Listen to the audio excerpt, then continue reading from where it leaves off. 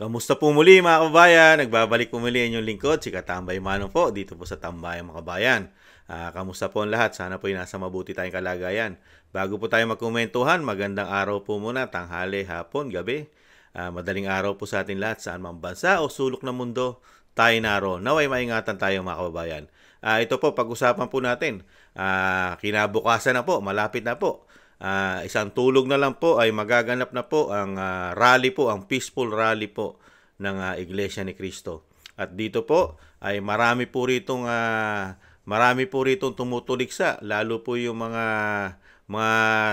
mga haters po, mga bumabatikos po sa BP Sara mga katambay. Meron po isang vlogger tayong pakinggan, pero bago po natin pakinggan yon, pakinggan po muna natin ang pahayag po ng Iglesia ni Cristo at yung si Congressman Marcoleta po na about po dito sa kanilang gagawin pong peaceful rally mga katambay. At tingnan din po natin ang ating mga kababayan na nagdadagsaan na po at pumupunta na po sa Quirino Grandstand ang mga kababayan po natin, miyembro po ng Iglesia ni Cristo. Pakinggan po muna natin si Congressman Marcoleta kung ano po ang layunin po ng peaceful rally mga kababayan.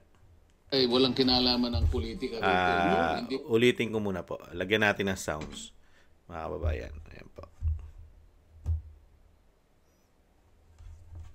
Ito, baka mamaya, hindi naman natin sinasabi na baka samantalahin nila sapagkat malaking rally ito.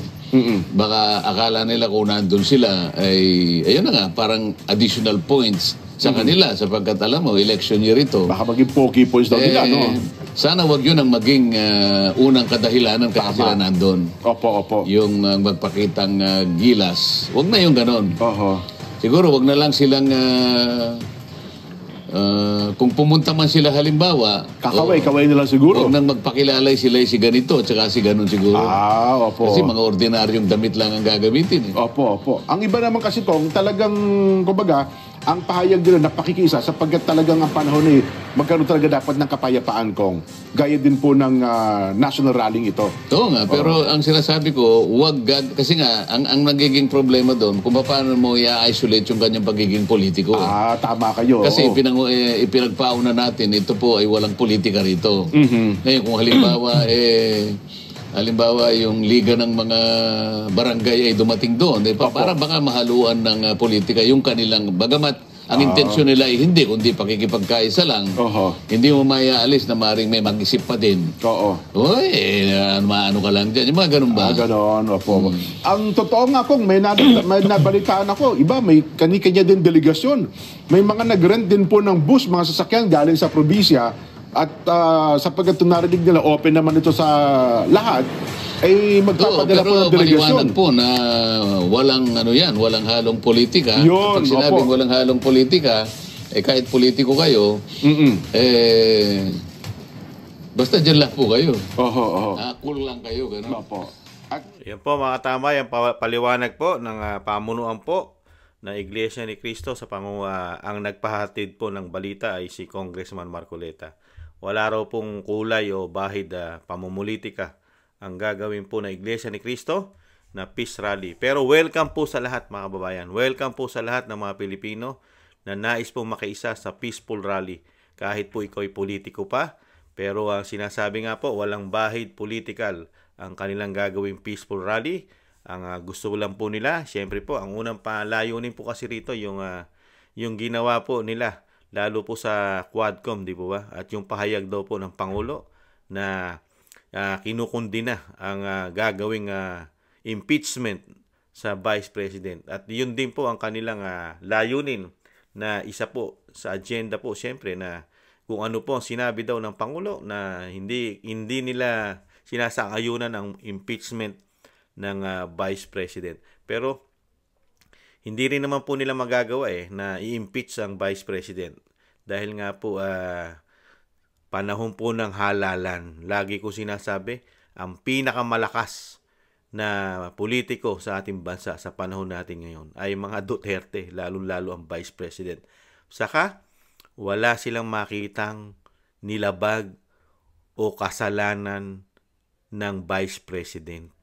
Hirap na hirap silang kumuha ng mga ebidensya dahil wala naman sila makukuhang korupsyon sa Vice President. Ito po, tingnan po natin ang kaganapan naman po dito po sa Quirino Grandstand. Mga kababayan po natin, nagdadagsaan na po na pumunta po ron. Kaninang hapon pa lang po ito. Tsak na marami na po sa gabi. Yung iba po natutulog na po ron, mga katamay. Gumagawa na po ng tent. At yung iba naman po ay nakasakay na po sa mga bus-bus po. Ang dami mga kababayan, ito na. Grabe mga kababayan, January 12 pa lang, parang milyon na nandito ng tao. Ayun, sunod-sunod yung datingan nila mga kababayan. Dapat nagkakaisa para pagyapak ang bansa. Pagkakaisa ang kailangan, di pa mumulitika. Ang bayan ay unahin at dapat magkaisa. Ayusin ang mga problema ng ating bansa. Ang galit ay alisin at dapat Ito na mga kababayan, kahapon pa lang ng January 12. Ay ganito na po karami yung mga tao ngayon na nandito sa may bahagi ng Quirino. Hapon pa lang mga katambay, talagang dumadagsa na po ang tao sa Quirino Grandstand. At marami pong pupunta dyan dahil buong Pilipinas po may miyembro po ang Iglesia ni Cristo. Yung iba po sasakay pa ng barko, tawid dagat pa po. Yung iba naman po eroplano. Pagka may kaya-kaya ka, eroplano ang gagamitin natin. Pagka medyo ang budget natin kapos, yung iba po barko. At ang balita po natin, marami na po nagdatingan na barko po. Nakasakay po ang mga miyembro po sa iba-ibang probinsya, nakabarko. Yung iba aeroplano, yung iba naman po yung nakabus. Yung po ang po ngayon, ang umuugong pong balita, mga nakabus po, nakabarko, naka-aeroplano. Kaya dadagsain po ang Quirino Grandstand po dito po sa gaganapin po na Iglesia ni Cristo. At syempre po, nandiyan na rin po yung mga Pilipino na dismayang-dismaya. Dismayang-dismaya po sa nangyayari po sa ating bansa. Lalo po sa pagtugon ng 3 taon. 3 taon ng pagtugon sa ating bansa, kahirapan at yung mga promises, pangako na gagawin daw po nila ay never pang nagagawa.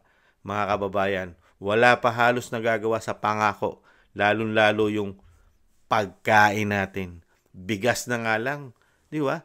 Napakataas sa bilihin. Pero ang kakarampot ang kinikita mo. Pero sa kanila, baliwala yun. Pero pakinggan din po natin yung tumutuliksa po na vlogger, mga katambay. Pakinggan po natin itong vlogger na tumutuliksa naman po sa Iglesia ni Cristo. At sinasabi naman daw po na kinukonsinti pa ng Iglesia ni Cristo ang Vice President na dapat daw po ay ma-impeach. Mga katambay, napakarami yatang hawak na ebidensya nitong vlogger na ito. Ibang klase po. Kung yung mga congressman, hirap na hirap makakuha ng ebidensya, at hirap na hirap dalhin sa impeachment dahil nga ginawa pa nilang 1, 2, 3 at may pang-4 pa yata. Mga katambay, ibang klase. Pakinggan po natin. Set up ko lang po.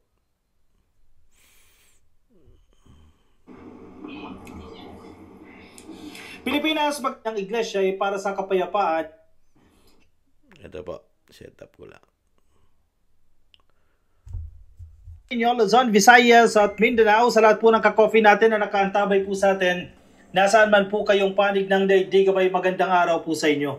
Marami na pong mga politiko ang nagiging vocal, nagiging matapang patungkol po dito sa gagawing rally ng Iglesia ni Cristo. Bagamat ang pangunahing hangarin nitong rally ng Iglesia ay para sa kapayapaan, hindi mawawala sa isipan ng ilang personalities na pinoprotektahan nito directly or indirectly ang mga kasalanan ni Inday Sara Duterte, which is, sabi naman ng Iglesia ni Cristo, hindi sila pumapanig sa kahit na sinong politiko.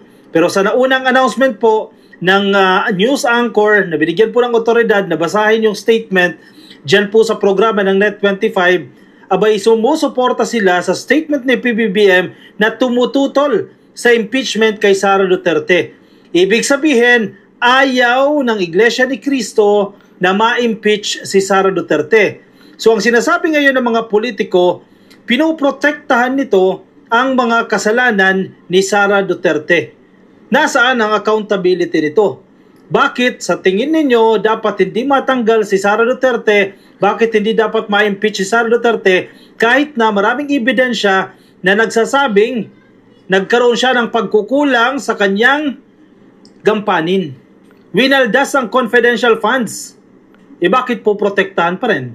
Di ba? Yan ang bash ngayon. Actually, may mga Yan mga katambay, ang banat po at kinakampihan po ng vlogger, siyempre po, ang Quadcom Committee. Doon po siya nakadepende at talaga kinukutsa niya po ang Vice President at napakarami daw pong kasalanan ng Vice President mga katambay. At napakarami raw po, niwaldas daw po ang confidential fund. Ayon po rito kay Kakopi mga katambay. Hirap na nga silang patunayan yan di ba? Hirap na silang patunayan yan. Sino po ba ang ginagamit na po para po pabagsakin ng Vice President? Di po ba? Grupo na ng CPP, NPA, NDF, Makabayang Black. Di ba? Napakatagal ng problema ng gobyerno.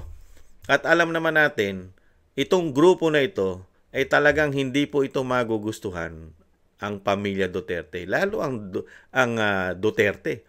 Lalo ang Vice President na susunod na Pangulo ng bansa.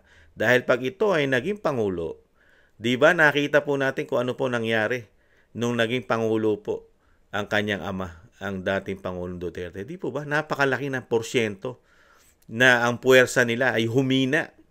Di po ba? Halos ilang porsyento na lang po ang natitira. Kaya lang, nung maupo po ang bagong Pilipinas, ay lumakas na naman po yata sila. Nagkaroon pa ng power, mga katambay. Nagkaroon pa. At naging kaalyado pa raw ayon sa Vice President. Ibang klase po. Kaya hindi po nila gugustuhin na makabalik ang Vice President. Di po ba? At isa pa, meron po kasi nag-aambisyon na maging Pangulo, Prime Minister, at syempre Vice President na rin. Dahil pilit siyang pinatatanggal sa kanyang posisyon. Sino may sabi nito? Ang Vice President mismo. Dahil yung kapangyarihan na nakabalik sa kanila, ayaw na raw itong mawala sa kanila. Gagawin ang lahat para hindi na sila mawala sa kapangyarihan. Di ba? Ano sabi ng Vice President? Lagi ko sinasabi. Kapangyarihan, kayamanan, siyempre pera, at may bonus para mga droga ayon sa Vice President. Kaya dito sa ginagawa po ng Iglesia ni Cristo, talagang ang mga Pilipino po, nandun din po yung dismaya, yung nangyayari po sa ating gobyerno at sa nanunungkulan sa namamahala sa ating bansa. Hindi na po nila nakikita na ang ginagawa po ng bansa ay pagtugon po sa problema ng bansa. Sa kabila ng isang damukal na pera, ang ating pinopondo taon-taon, natutuklasan ng mga Pilipino ang pera ng bayan ay napupunta lang kanino man o kanila yata napupunta. Di umano. Di po ba? Dahil hindi nila maipaliwanag. Napakaraming issue dapat imbestigahan ng institusyon ng Kamara at ng Senado pero nakatutok lang sila sa Vice President. Ayaw nilang tutukan ng problema na pera ng taong bayan. Bakit? Ano ang ginawa nyo sa pera ng bayan? Lalo po sa flood control. Walang investigasyon sila dyan. Sa Maharlika Investment Fund, nasaan na? PDIC, pera, bilyon-bilyon. Kinuhanan ng PhilHealth, bilyon-bilyon. SSS, GSIS, di ba? Land Bank, kinuhanan para ilagay sa, di ba? Sa investment ng Maharlika Investment Fund. At ang ginto natin, walang investigasyon. Kamusta na ang ginto natin sa Central Bank? May issue po yan. Kumakalat. Walang investigasyon dyan. Kaya ang dismaya at galit ng mga Pilipino, na napakalaki, bilyon, halos trilyon na. Pagka sinuma mo, ang nawawala at hindi maipaliwanag kung saan napupunta ang pera ng bayan. Pero nakatutok lang sila sa Vice President at sa 125 million para ma-impeach mga katambay. 125 million. Pero dito sa confidential intel fund ng Pangulo, wala silang yaw-yaw kung gaano kalaki. Bilyon ang confidential at intel fund. Wala po ditong computation. Di ba? Palibasa, ang pababagsakin lang po nila, demolition job lang nila yata ay ang Vice President. Kaya doon lang po sila nakatutok sa 125. Na hirap po sila. Mismo ang COA. Ang COA na mismo. Hindi makapagsabi ang COA. Walang binibitawang salita ang COA na mayroong korupsyon ng Vice President. Wala, nada. COA na yun, na hindi naman po ito trabaho ng mga kongreso, ng congressman, ng institusyon, ng Kamara. Hindi nila trabaho. Hindi sila mga CPA para sila mag-audit. Independent body po ang mga yan. COA, institusyon ng Kamara, independent body po yan mga kababayan. Pero pinapakailaman at pinanghihimasukan po dahil sa pamumulitika. Dahil nga demolition dyan. Pero wala rin naman sila magawa. Nahandyan ang takot. Natatakot po sila. May takot po yung mga yan, mga congressman, mga senador. Takot po yan. Katulad po niyan, magrarally po ang Iglesia ni Cristo. Dahil alam naman po ng mga Pilipino, alam natin na may boto po silang nakukuha riyan. Katatakutan po nila yan. Dahil ang Iglesia ni Cristo ay sumusuporta na hindi ma-impeach ang Vice President. Pero ang mga politiko ay gustong i-impeach ang Vice President. Sa tingin nyo, pag-uubrahin po ng mga politiko yan na gahaman sa kapangyarihan, gahaman na makabalik sa pwesto, gahaman sa pera di umano. Sa laki ng pera ng bayan na taon-taon ay binabudget natin, hindi ba sila magiging gahaman sa kapangyarihan? Lalo-lalo na kung sanay na silang mangulimbat yata sa ating pera. Sanay na sila di umanong magnanakaw o magnakaw sa pera natin. Di po ba? Magugustuhan ba nila i-impeach ang isang Vice President Sara Duterte na alam naman din po nila yata sa kanilang sarili na wala namang kasalanan ang Vice President? Ginagawa lang po nila ito dahil sa pamumulitika, dahil sa interes ng iilan-ilan sa kanila na magkaroon po ng extra power at wag nang mawala ang mga kapangyarihan sa kanila. Gamit ang pera ng bayan yata. Di po ba? Kaya dito po, good luck na lang po sa kanila. Dahil dito po sa gagawin ng Iglesia ni Cristo, magigising na lalo ang taong bayan. Di po ba? Bakit mo i-impeach ang isang Vice President na wala naman po itong nilabag na kasalanan dahil kayo na rin mismo hirap na hirap makakuha ng kasalanan ng isang Vice President. Gumagawa na lang kayo ng gawa-gawang mga ebidensya na hindi naman po ito, hindi naman ito kakatigan. Dahil ang Vice President ay kumpleto sa lahat ng resibo. Lahat ng resibo ay ipinapasa niya sa COA. Pagkakulang pa, nagdadagdag pa sila. Di po ba? Kung ano kailangan ng COA, nagko-comply sila sa lahat ng pangangailangan ng COA. Mga congressman po ba? Meron po bang comply? Meron po ba silang mga resibo na binibigay sa kanilang mga opisina pagka panahon na ng audit? Di ba? Wala. Special sila. Liquidation by certification lang nila. Tapos na. Di po ba? Bias. I-impeach mo yung nagbibigay lahat ng mga resibo sa COA. Samantalang yung nag-i-impeach na gusto mag-impeach ng mga congressman ay exempted. Exempted sila sa mga resibo. Liquidation by certification lamang. At walang kaalam-alam ang taong bayan kung saan napupunta ang pondo nila. Wala nga public hearing yung mga yan. At walang mga resibo. Ano ang mga proyekto niyan? Natutuklasan na lang po natin mga proyekto niya. Kasama sila sa nagpuproyekto sa mga probinsya nila. Flood control. Mga karsada, pagawain, eskwelahan, kasama pa rin sila. Mga kilalaking mga pagmumukha nila, di umano. Programa nila. At kasama pa rin sila sa mga sinasabi po na anomalya ng pinaputok po ng isang mayor ng Baguio. Kasama pa rin sila sa anomalya ng ayuda ang mga congressman. Sino po ang dapat ma-impeach? Di po ba dapat kauna-unahan ma-impeach sila?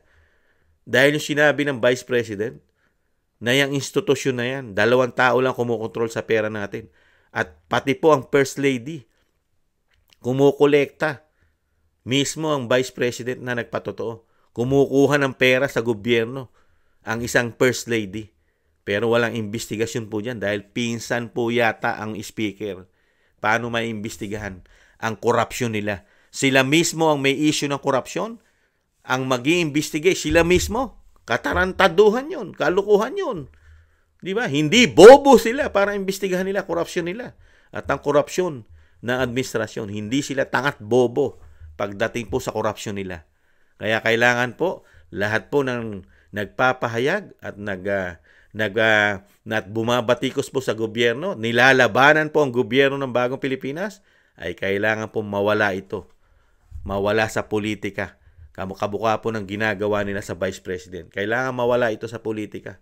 Di ba? Dahil ito po ay hadlang sa kanilang mga layunin, sa kanilang ginagawa sa gobyerno. Hadlang po yata ang Vice President at hadlang sa kanilang mga ambisyon na kailangan pong i-demolish, mawala ang Vice President para wala nang pumigil sa mga ginagawa nila. Wala nang oposisyon makakita. Dahil sa panahon po natin ngayon, sa bagong Pilipinas, wala na pong oposisyon. Pati po ang Makabayan Black at yung mga nag-ooposisyon po sa Senado, wala po tayong nakikita oposisyon dyan. Pati po ang napakagaling na oposisyon na si Risa Hontiveros, wala na rin po. Wala na rin. Wala na rin tayo naririnig pagdating sa bagong Pilipinas. Ganyan po katindi. Gumalaw yata ang pera. Pagka pera na ng Pilipino ang gumalaw, lahat po yata sila'y nananahimik. Pagka isang damukal na pera ng Pilipino na ang gumagalaw sa kanila. Di kaya, dahil mismo ang ading ay nagsabi, di ba? 1 trillion ayon sa kanya ading.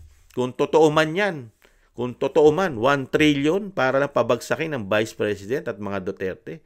Gaano kalaking pera yan na galing sa pera ng Pilipino? Sige nga. Kaya nga pera ng Pilipino mismo ang ginagamit yata nila, mga katambay, sa kanilang mga proteksyon para hindi na mawala sa kapangyarihan, mga katambay. Ibang klase.